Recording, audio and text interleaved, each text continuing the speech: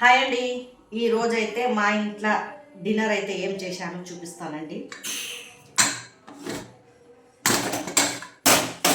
వేడి వేడిగా అన్నం అండి, బగారా రైసు, బాస్మతి రైస్ తోటైతే బగారా రైస్ అయితే చేశాను. టేస్ట్ మాత్రం బాగుంటుంది బాస్మతి రైస్ తోటి చేసుకుంటే.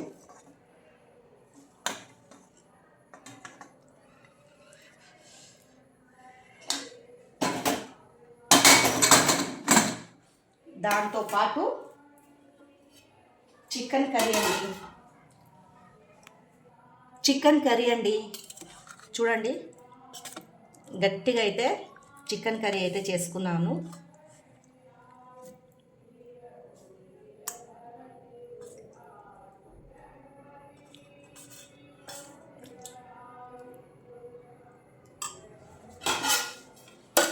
దాంతోపాటు రాయితా అండి. ఇక్కడ వచ్చేసి ఆనియను, నిమ్మకాయ.